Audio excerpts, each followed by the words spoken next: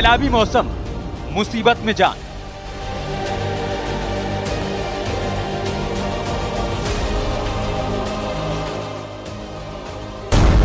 उफान मार रही नदियां,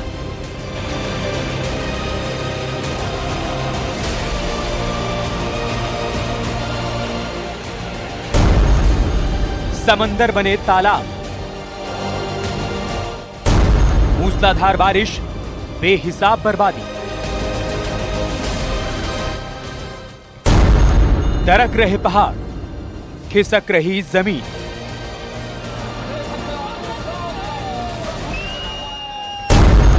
डूबे घर, गांव और सड़कें,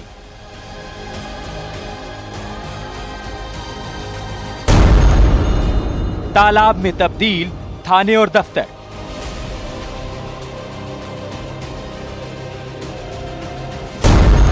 जुलाई वाला जल सितम,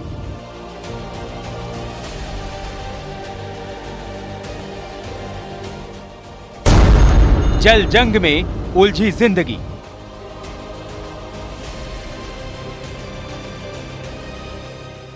जुलाई वाला जल सितम कहर बरपा रहा है।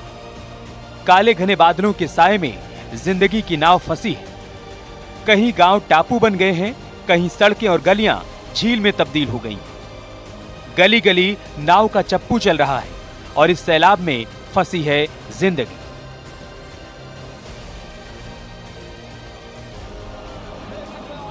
उत्तराखंड से यूपी तक कहां-कहां बारिश बेहिसाब हो रही है।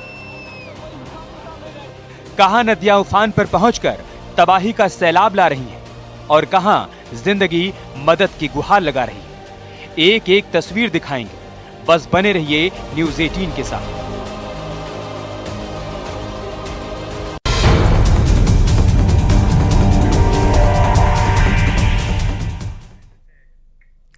नमस्कार, स्वागत है आपका। आपके साथ मैं हूं अमित गर्ग शुक्ला। जुलाई का आधा महीना अभी नहीं बीता, लेकिन सैलाबी संकट ने अभी से डराना शुरू कर दिया है। बेहिसाब बारिश अपने साथ लेकर आई है बेहिसाब मुसीबत। मुसीबत पलायन की, मुसीबत पानी में फंसे होकर भी पीने के पानी की, मुसीबत दुनिया से पूरी तरीके से कट जाने की। यूपी के तराई जिले और गंगा के किनारे बसे गांव पर सबसे बड़ा संकट मंडरा रहा है। शाहजहांपुर में तो नेशनल हाईवे और मेडिकल कॉलेज पानी में डूब चुके हैं।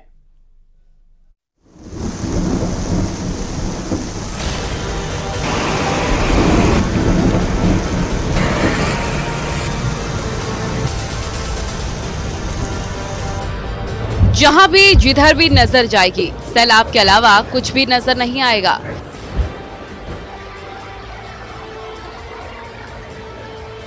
पहाड़ों पर बेहिसाब बारिश के बाद मैदान में बेहिसाब मुसीबत का लाइव सबूत हम आपको दिखा रहे हैं।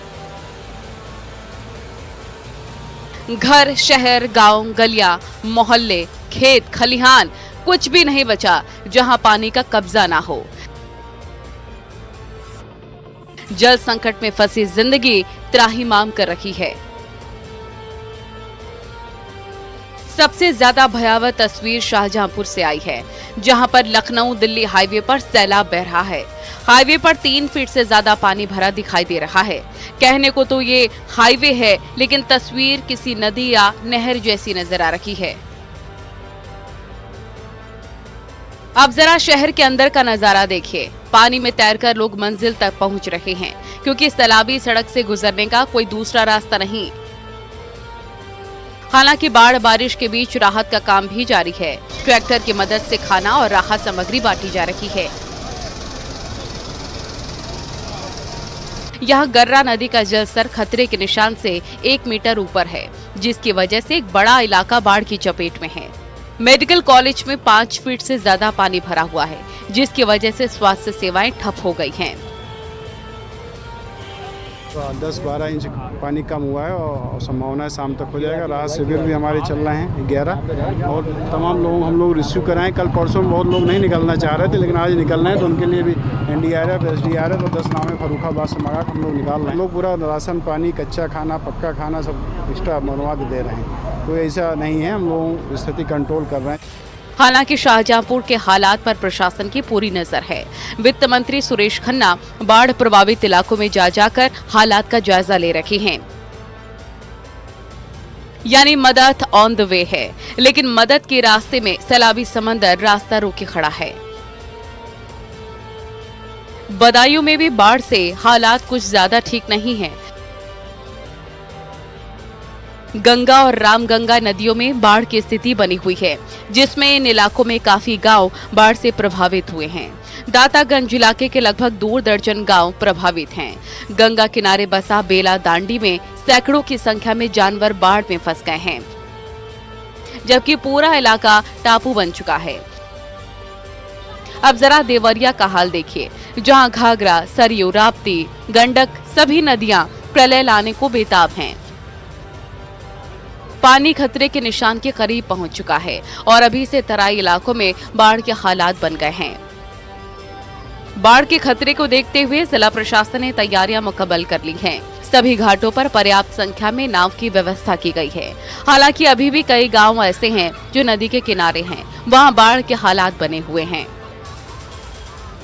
उन नाव में भी बाढ़ का खतरा मंडरा रहा है। गंगा का वाटर लेवल खतरे के निशान को बस छूने ही वाला है और अभी से बाढ़ के हालात बन गए हैं। अब इन तस्वीरों को देखिए, जहां गांव, गलियां सब सैलाब में डूबा है। देखिए यहाँ पे सरकारी कोई भी नाव नहीं तैनात है, जिसकी वजह से घुटने से ऊपर तक, यहाँ कमर तक लोगों को पानी भरा हुआ है और बड़ी मुसीबतों का सामना कर लोग यहाँ से आ रहे हैं। और यहाँ पर जब कोई जरूरत का सामान लोगों को लेने जाना पड़ता है तो पैदल या फिर नाव का इंतजार करना पड़ता है। अगर वो नाव से जा रहे हैं और सरकारी नाव नहीं है तो पैसे खुद से देने होते। क्या दिक्कतें हो रही है?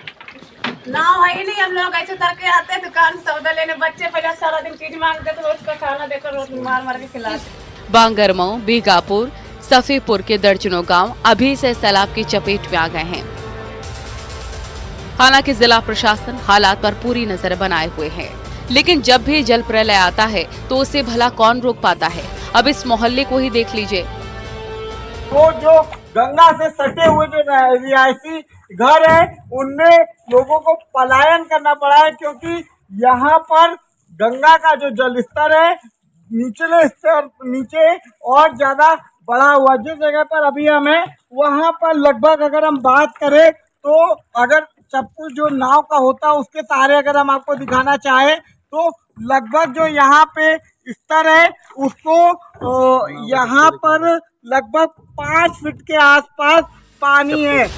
अब जरा बाराबंकी का हाल देख लीजिए। यहाँ जल सितम के बारे लोग अपने घर छोड़कर सड़कों पर पनाह ले चुके हैं, लेकिन सैलाबी संकट के साथ मिला पलायन का दर्द। फिलहाल जगह जगह बाढ़ चौकियां बनाई गई हैं। अधिकारी कैंपिंग कर रहे हैं, राहत सामग्री बांटी जा रही है ताकि किसी को कोई दिक्कत ना हो। कानपुर में भी गंगा का जलस्तर खतरे के निशान के करीब पहुंच चुका है। गंगा किनारे बसे कटरी गांव पर प्रशासन लगातार नजर बनाए हुए है, क्योंकि यहां गांव में जलस्तर बढ़ने पर सबसे पहले बाढ़ की चपेट में यही गांव आता है।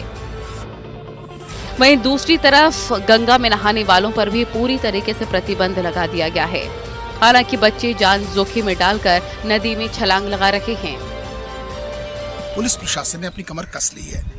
जैसे जैसे गंगा का जलस्तर बढ़ता जा रहा है वैसे वैसे पुलिस के अधिकारियों की सक्रियता भी बढ़ती जा रही है। इस वक्त न्यूज़ 18 टीम ग्राउंड जीरो पर मैगजीन घाट पर आप देख सकते हैं गंगा का फ्लो कितना तेज है, जो भाव है तेज है। लगभग 2.25 लाख क्यूसेक पानी छोड़ा जा चुका है। ऐसे में मंदिर की अगर बात की जाए, देखिए सामने ये मंदिर है, इसके में लोग पूजा करते थे और ऐसे में मंदिर की कई ईंटें अभी इस जल में समा चुके। अब जरा बरेली में बाढ़ की विभीषिका को देखिए। नवाबगंज इलाके में बाढ़ से हालात इतने बिगड़े हुए हैं कि आने जाने के रास्तों पर सैलाब का कब्जा हो गया है और अब पानी में तैर कर लोग सफर कर रहे हैं। सबसे हैरानी वाला ये मामला है, चारपाई पर बीमार बच्चे को उठाकर परिवार वाले ले जा रहे हैं। दरअसल रास्ता खराब होने के चलते एम्बुलेंस चालक ने मरीज को रास्ते में ही उतार दिया, क्योंकि आगे सड़क समंदर बन चुकी थी, जिसके बाद 2 बीमार बच्चे को चारपाई पर लेकर गए।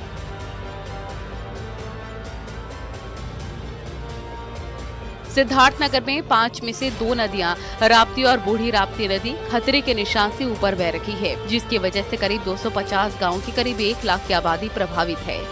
हालांकि प्रशासन ने बाढ़ से निपटने के लिए 69 बाढ़ चौकियां बनाई हैं। इसके अलावा SDRF और NDRF के जवान भी तैनात किए गए हैं। बाढ़ प्रभावित गांव के लोगों के आने जाने के लिए भी नाव स्थापित की गई है। कुल मिलाकर आधे यूपी पर सैलाब का संकट है और जो इलाके बचे हैं वहां काले बादलों का साया है। Bureau report, news 18।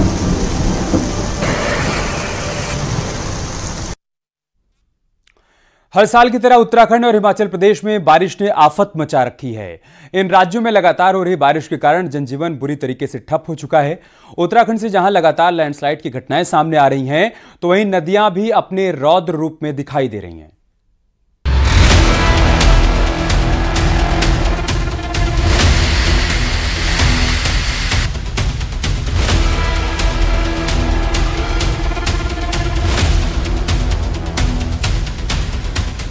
पहाड़ों पर कुदरत का कहर।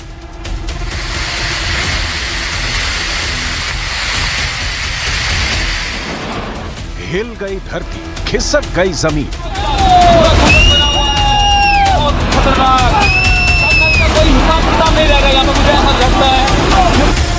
बरस रही आसमानी आफत और टूट रहे पर्वत।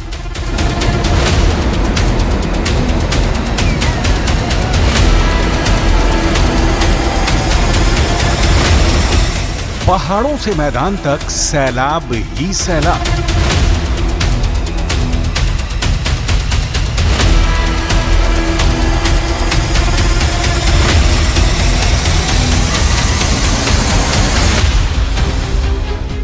क्या मैदान, क्या सड़क, क्या पहाड़, हर तरफ सिर्फ तबाही और तबाही नजर आ रही है।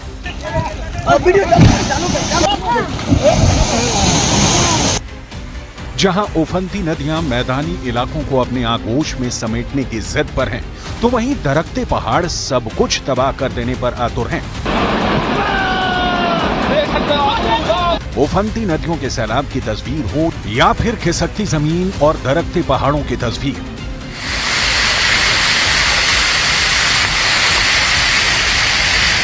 हर तस्वीर डरावनी है और दिल दहला देने वाली भी।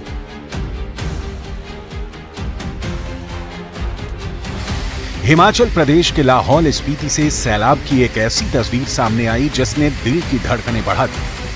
पहाड़ से उफनती नदी के साथ पत्थरों का सैलाब बहता दिखाई दिया। बेहिसाब वेग के साथ पहाड़ से पत्थर मलबे के रूप में गिरते दिखे, मानो वहां पत्थरों की नदी बह रही हो। लेकिन पहाड़ों से बहते सैलाब की ये आखिरी तस्वीर नहीं है। उत्तराखंड का हर जिला बेहिसाब बारिश से बेतरतीब हो रहा है। जगह जगह लैंडस्लाइड हो रही है, जमीन खिसक रही है और पहाड़ों से गिर रहा मलबा अपने साथ सब कुछ तबाह कर देने के लिए बेताब दिखाई दे रहा है।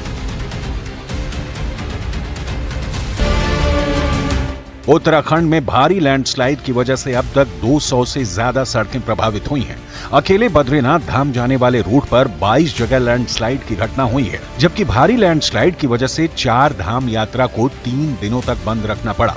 पहाड़ों से टूटकर सड़क पर गिरे मलबे को हटाने के लिए BRRO के साथ ही NDRF, सेना, NTPC भी जुटे हैं।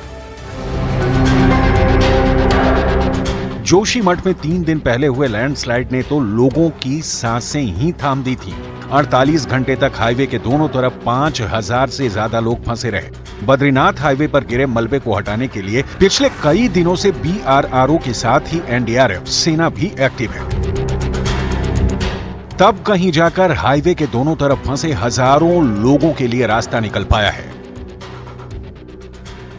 ये जो हमारे लिए BRO के लिए बहुत काफी चुनौतियां थी, जो कि अचानक हमारे पास जो है काम लगा रहे थे, एक मशीन हमारा नीचे दब गया था। कुछ ऐसे पत्थर आ रहे हैं जो कि शूटिंग स्टोन थे, जो हम लोगों को काफ़ी नुकसान हुआ था। फिर बाद में हम लोग उसको रिस्टोर कर लिए। अभी हम यात्रा के लिए पूरा सुचारू कर दिया है। पहाड़ों पर लगातार हो रही बारिश की वजह से नदी नाले उफान पर हैं। उत्तरकाशी में बड़ेथी नदी से लगे एक नाले में अचानक उफान आ गया। पहाड़ों में बारिश के बाद ऐसे हालत कई जगह देखने को मिल रहे हैं। उत्तराखंड के 7 जिलों देहरादून, पौड़ी, टिहरी, हरिद्वार, नैनीताल, ऊधम सिंह नगर और चंपावत में तेज बारिश का अलर्ट जारी किया गया है। इस बीच उत्तरकाशी से नदी के तेज बहाव के बीच फंसे एक कुत्ते को बचाने के लिए रेस्क्यू अभियान चलाया गया। आपदा प्रबंधन की रेस्क्यू टीम कई घंटे की मशक्कत के बाद नदी के बीच तेज धार में फंसे कुत्ते की जान बचाने में कामयाब रही।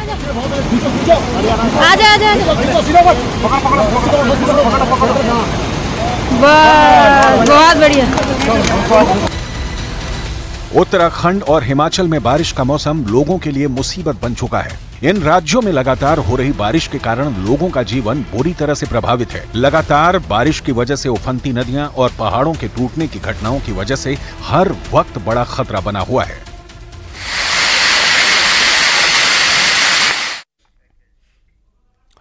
बाढ़ और बारिश से बिहार में हालात बिगड़ते जा रहे हैं। मौसम विभाग ने बिहार के 30 जिलों में बाढ़ का अलर्ट जारी किया है।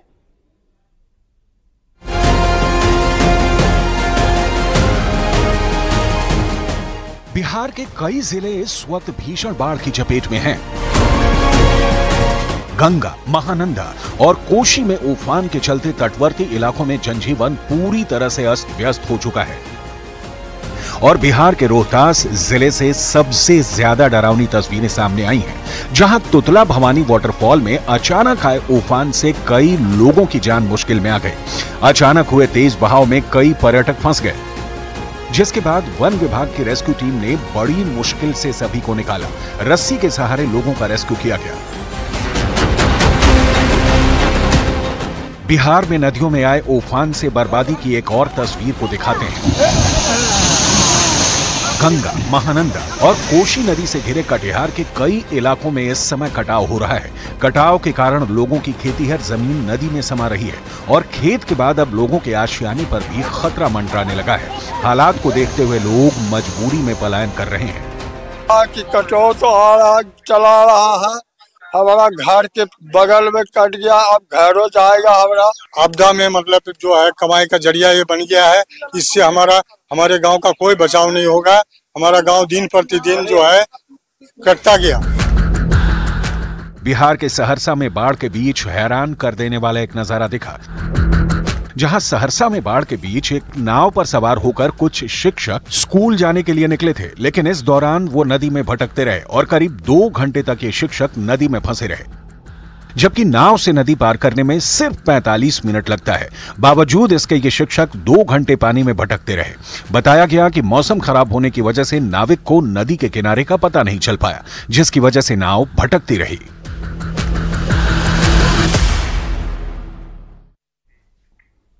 खबर इटावा से है। मैनपुरी फाटक अंडरपास में रोडवेज की बस पानी में फंस गई और करीब 2 घंटे तक बस यहीं पर फंसी रही। बस में सवार यात्रियों की सांसें अटक गईं।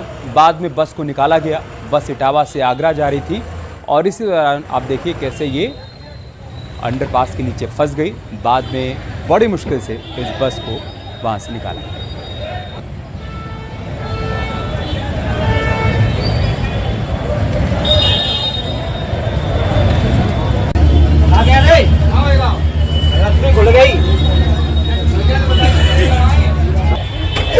बताओ यार, अरे रस्सी बांध रही है यार, बहुत देरी गाँव से आता हूँ भैया।